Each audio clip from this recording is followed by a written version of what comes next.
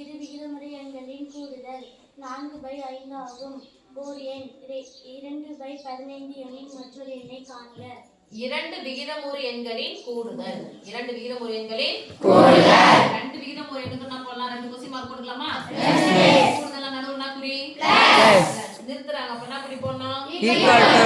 அதோட மதிப்பு கொடுத்துறாங்க ஈக்குவல் டு. என்ன கொடுத்திருக்காங்க? 4/5. 4/5. இதுல அவற்றில் ஓர் எண் கொடுத்துட்டாங்க. அதுல ஒரு எண். அப்ப ஒரு கொஸ்டின் மார்க் ஆயிடுச்சலாமா?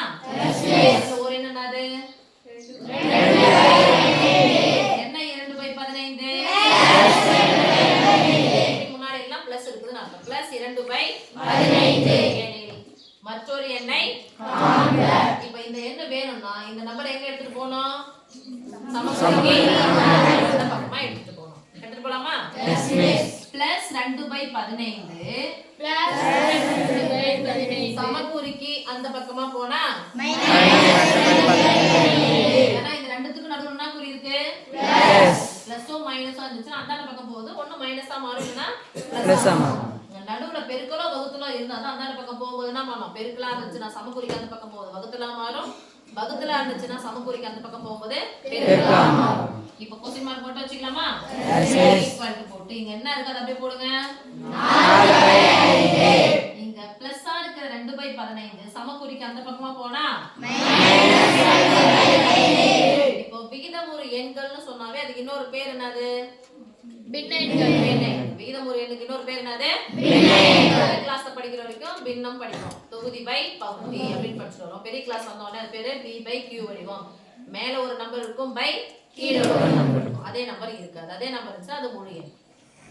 இப்போ இது ஒரு விகிதமுறு எண், இது ஒரு விகிதமுறு எண். ரெண்டு விகிதமுறு எண்களுக்கு நடுவுல பிளஸோ மைனஸோ வந்துச்சுனா எதை பார்க்கணும்? பகுதிகளை பார்க்கணும். பகுதிகள் ஒரே மாதிரி இருக்கா வேற மாதிரி இருக்கா? வேற மாதிரி இருக்கு. சில பேர் சொல்வாங்க இங்க 5 இருக்கு இங்க 5 இருக்கு மிஸ். 5 எடுத்துக்கலாம் மிஸ். 1 எக்ஸ்ட்ரா இருக்கு மிஸ். அந்த 1 எடுத்துக்கலாம் மிஸ். அப்படி சொன்னா இது சரியா தான் வரும். சரி.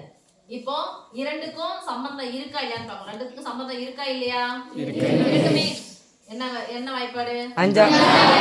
அப்போ இந்த இடத்துல 5 மடங்கு தான் 15. அப்ப இந்த இடத்துல எதை வர வைக்க முடியும்? 15 வர வைக்க முடியும். அப்போ 5 எதால பெருக்குனா 15. 1 5 5 பகுதியை 3 ஆல் பெருக்கினால் கொஸ்டின் மார்க் போட்டுக்கலாம். பெருக்கியாச்சு 3 மைனஸ் இங்க என்ன இருக்கு?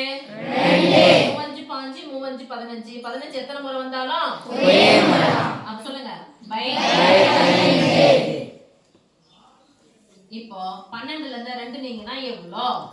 பிளஸ் 10/15. இத மேற்கொண்டு சுருக்க முடியுமா முடியாதா? முடியும். 0 5 என்று முடித்தால் எத்தனை வாய்ப்பாடு? 5 வாய்ப்பாடு. 5 வாய்ப்பாடு சொல்லுங்க. 1 5 5 2 5 2/3. மற்றொரு விகிதமுறு எண் 2/3. மற்றொரு விகிதமுறு என்ன சாமி? 2/3. ஓகேயா? Yes miss.